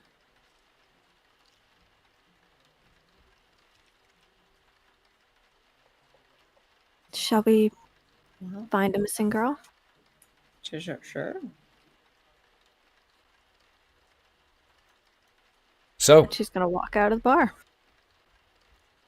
Karina heads out of the bottles bottom bar section of this building. What about the rest of you? You all heading out? Okay.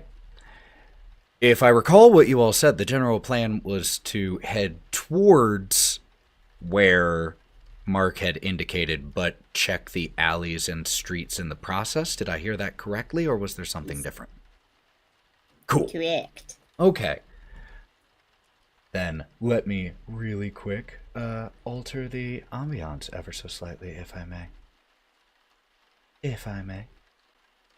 You may. Oh, thank you. Very generous. I appreciate that. As you ask so kindly. So, as you all begin to follow the directions that Mark gave you, the fog out here is still very heavy. And some of the alleyways, as you peer down them, are almost entirely blocked by the fog. Others, it's a mellow mist, and you're able to go down and look. You don't find any signs of a young woman. There are also alleys that, as you pass them, You look down. The fog is light enough that you feel like you could traverse through it. But you see shapes down the alley that discomfort, that send shivers down your mind as you look down them. The length of the limbs, the number, the bodily configurations of them, and the occasional sounds that you hear echoing from those particular alleyways send you scuttling along a little bit faster. You do not find almost anyone along your walk following the directions that Mark gave you all. The town of Bridgewater itself is concrete.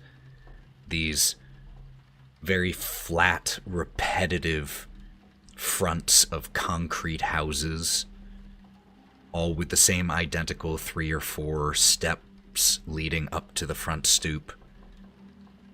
The slick black asphalt of the roads, the pattering of rain, streetlights occasionally flickering. But you pass almost no one.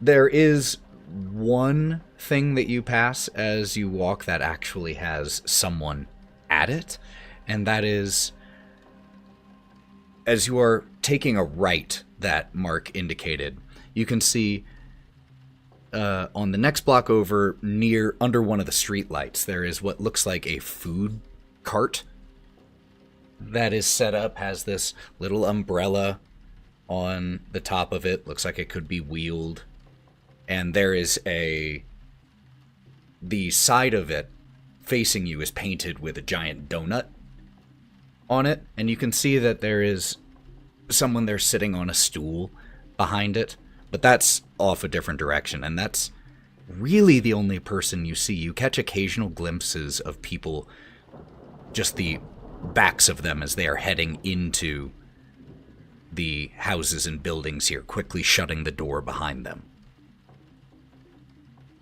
And then there are the occasional people that you pass, very similar to the ones that you saw when you first arrived, that are just sitting and staring, breathing like a beached fish.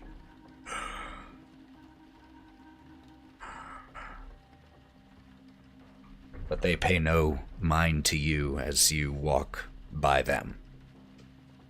So, my question is, since you have not found sign of Gertie as you have finished following the directions to the mayor's estate, because it wasn't that far, and it's not like you searched the whole town, would you all continue searching, or would you proceed towards where Mark's address that he gave?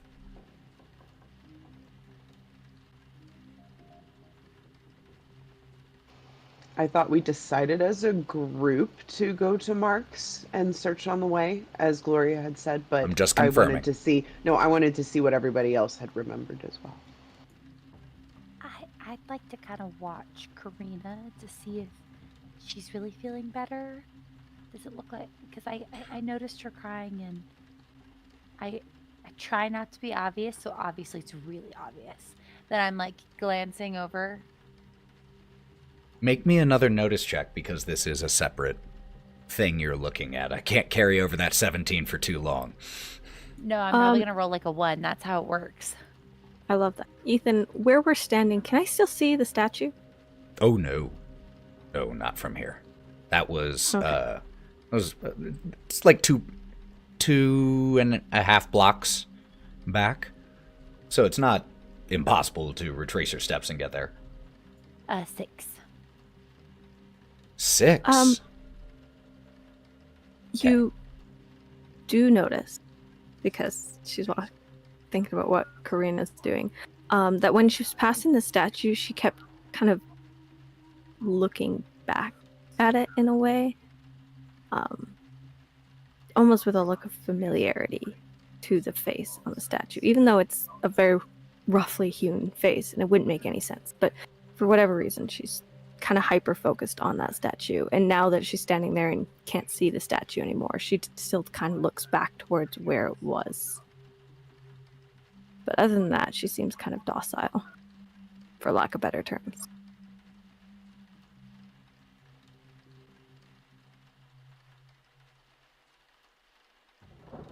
So, oh, please I imagine continue. We're kind of a group that like everybody's trying to follow somebody else right now. Like after we can't find her, we're doing that thing where like we're all just sort of walking because one person's walking. Hawthorne's had his Basically. head down while he's walking behind you guys, sort of looking off from one side to the other, just sort of glancing off and kind of keeping at the ready, but at the same time just not trusting anything, but pretty much following you guys.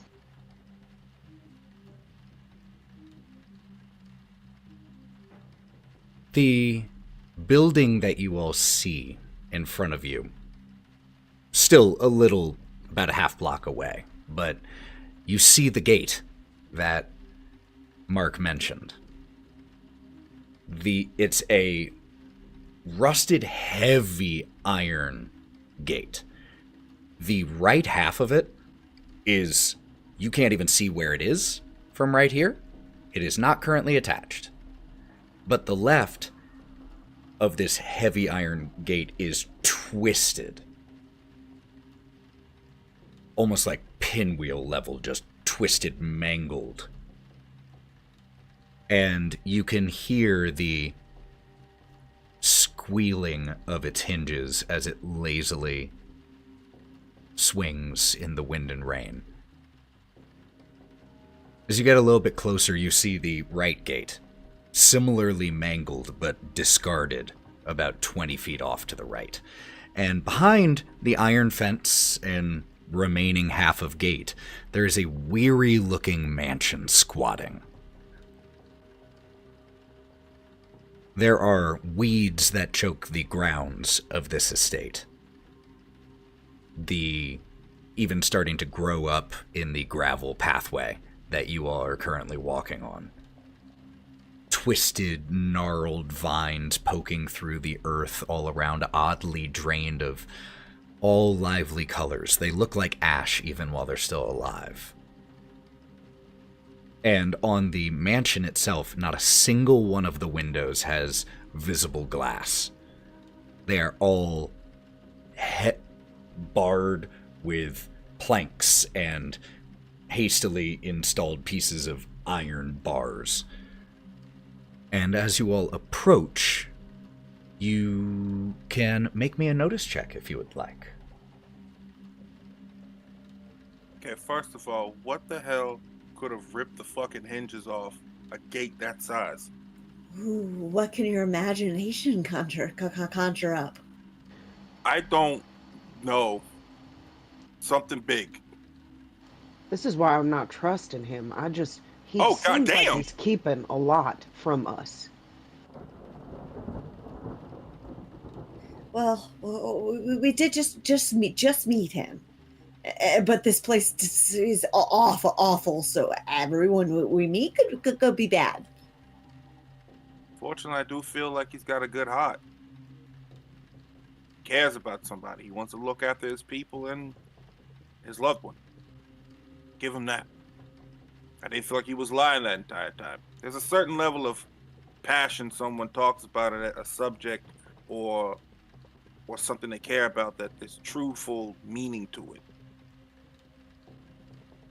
And we had in those notice checks 4 total dice explosions. That's insane. The highest roll from Gloria, a 12. We also had a critical failure from Karina. So, interestingly enough, I think Karina and Gloria, you all see similar things.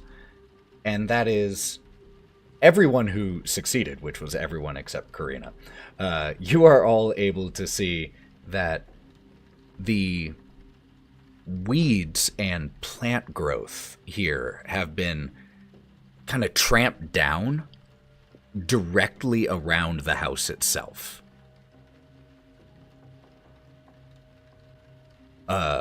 Those of you who got raises, which was Nyne, Hawthorne, and Gloria, you also see that there are footprints in that pressed down, walked on area. That even from here, as you start to approach the door, you can see are a combination of humanoid footprints, both shod and unshod, so both boot prints and footprints. And there are also very, very large canine footprints visible here. Gloria, you and Karina actually also notice there are heavy claw markings on the exterior wall of the house. Great black marks on certain sections that look like someone has tried to burn it from the outside. Karina, though, with a critical failure, as you are staring at this, you trip in the concrete and go down, scrape your knee a little bit, and just leave this little bit tear in your dress right there.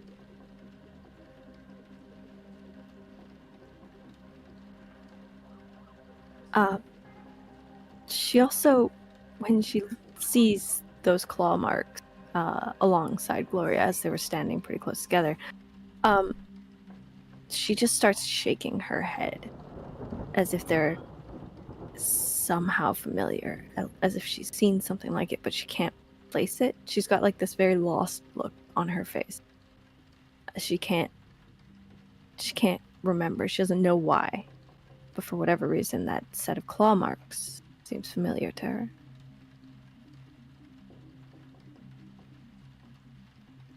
Nyne is going to go up to the claw marks and put his own paw up to it to see how they match up. Bigger than yours. Go. Whatever it was bigger than me. Those are dog prints. And, Oh, that's what I meant for the record. The dog prints were the ones that were bigger, just to make sure I was clear. And I meant the claw marks. Like, oh, the claw marks? Yeah, also yeah. A little bit, the gash is deeper and the spread between the claws a little bit wider than you could comfortably manage. It doesn't have 5, though. Oh. It's 3. Oh. The fuck ripped. See? You wanted me to use my imagination? I don't want to imagine what the fuck that was. What this is.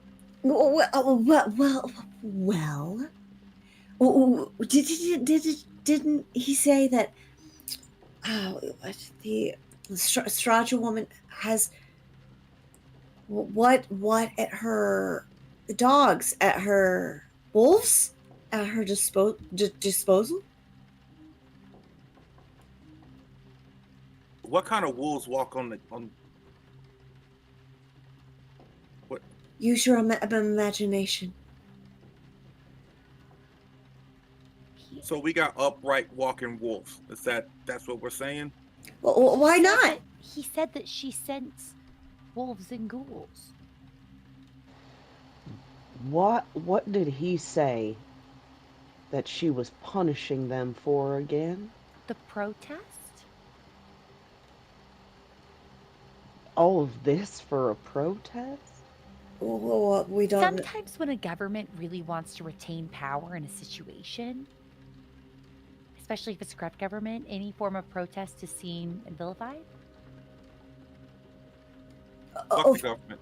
Of course, no one wants opposition, but how else our voice is supposed to be heard? So this I think seems that a bit. protesting is a right that people need to take when they're being oppressed. I'm getting the vibe though that the dictator-ish figure in this place doesn't see that as a personal liberty and an A exercise. Molotov cocktail is a great way to tell people to get your point way across. Who knows what language puppet masters speak? Shall we? Wait, before we go in, I had a thought a while ago. He's never heard her voice in his head. Is it weird that we have? Should we be concerned? Yes. You saw how he reacted to that. That's not a normal thing. We just need to be weary of what we say, you guys, because we've been invited here by her. Some people might not see that as a good thing. That's why I want to reel in a little bit what we tell him. Okay. Okay. I hear you. Actually, that's a really good point I hadn't considered. I was like, I'll be honest, I was just kind of thinking about the information we could get from him, but like, that's a really good point. We can still get information from him, though. I like where your head is thinking.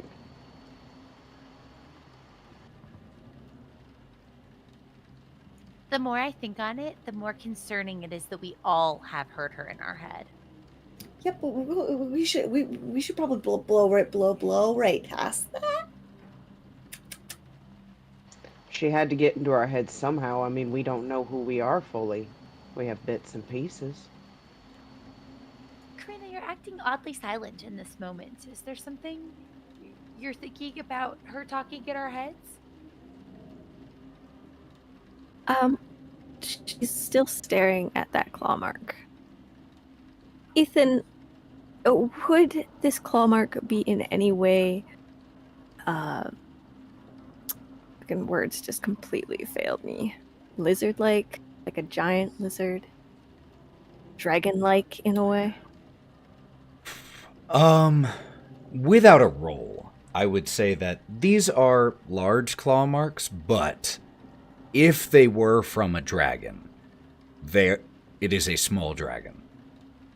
There is quite a gulf between a very large canine and an average-size dragon, and these claw marks don't quite span that gulf, but they are sizable. They look like they would hurt bad. She did get a critical failure, and she also is high as shit, and so she's still like looking over. You know, with a crit failure, claw yeah, that mark could totally be a dragon. and trying to like she's in her mind, she's stuck in that memory and thinking of the dragon clawing at Jace. So that's kind of where she's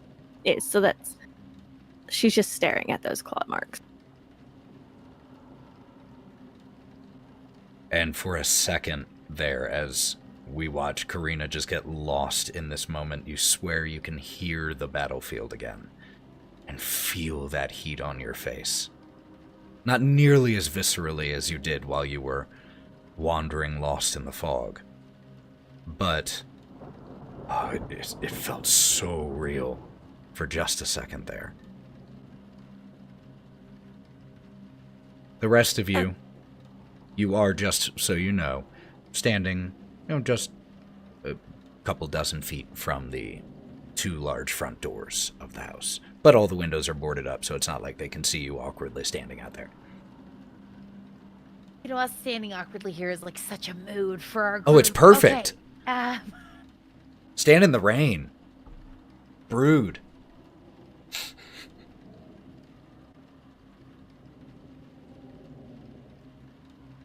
Okay, well, I'm gonna go knock on the door because I'm kind of wet and I would like to be dry now. All right. Okay. Dunk, dunk, dunk, dunk, dunk. There is a delay, and you hear barely just the sound of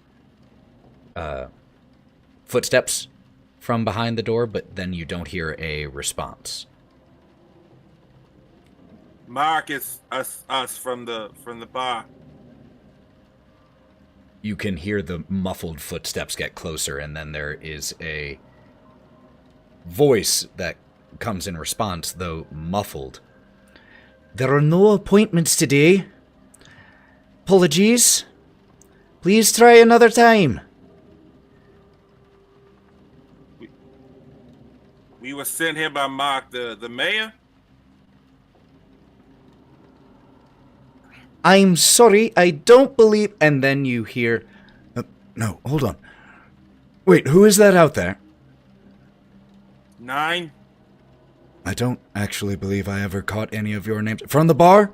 Oh, darling. Yeah, from the bar. I don't think we introduced ourselves. And then there's just a couple seconds of quiet, followed by the sound of a heavy bar behind this door being shifted out of the way. And as the doors open, you see Mark, still dressed roughly the same way, though he has taken his jacket off. He's just in his vest now, tie loosened even further. And there, next to him, who you assume is his sibling. They are wearing a pinstripe shirt, rolled up sleeves. They are non-binary, have red hair that is cropped, not super short, but closer to, the current fashion of Barovia for a lot of the men, and is also wearing a red ascot. And as you step in, welcome. Glad you decided to join. May I introduce you to Ira? Ira Indirovich, these are some newcomers, and we're going to have company for dinner tonight. And that is where we will pick up next time. We will pick up at the mayor's estate. Wonderful session, everybody. So spicy. Everybody was so spicy. It's almost like trauma is negatively impacting to the nervous system. Who would have thought? Almost to the brain. Who would have thought almost dying and thinking one of your friends was going to sacrifice a dog to a flesh monster might have some long-lasting negative psychological impacts on our emotional health? Who would have thunk? Well, wonderful, wonderful, wonderful session, everyone. I would keep playing for hours with you all if I could, but we are in 4 time zones, 2 countries, and some of us have little ones to make sure get off to bed. So thank you all so much for being here for the stream. First of all, don't go anywhere yet because we like to raid, share the love. If you want to listen to this episode after we've had some more music added to it, it will be on the Go Buff Yourself podcast. And before we sign off and say farewell for this time, Anna Margaret, you had one more announcement, I believe. If you're going to MagicCon Vegas, you still have a week to enter into the cosplay contest. So, do it. Enter in and show me your awesome cosplays. Okay, yay, that's it. Hell yes. And before we go, quick shout out to all of you amazing players. As always, thank you for being here, but also it was great to get to see this type of character development. I think that embracing those negative emotions can sometimes, and those negative impulses, especially in horror games, can be hard, but that's, it makes it so good. It makes it feel so real and visceral. So amazing job for each one of you. I loved getting to watch it. So thank you all so much for being here for the stream. We will be back with another actual play on Saturday for another session of The Wild Beyond. Yeah, that's right, buddy. For The Wild Beyond episode, 37, I think. It's progressing very well. So come check that out. And until we see you all next time, take care of yourselves. Do something good. Oh, Matty? Hit me. Are we playing Daggerheart next weekend? Yeah, next week. It's on Monday. Next week. Monday. I have no idea what's going on anymore. Thank you. But yes, yeah, we have that one too. Yes. Also, so just a few days after Wild Beyond, we'll be doing part 3 of 3 of our Daggerheart one shot. Yeah, that didn't work out as a great one shot. But it's let us test the system through 3 different levels of the work in progress. So this will be the final one for a little while, so come check that out. Take care of yourselves, friends. We appreciate you. Hydrate. And until we see you next time, go buff yourselves. Come on, let's get that flex in here. Bye, friends. We're going to raid. Don't go anywhere. Love you all. Thank you.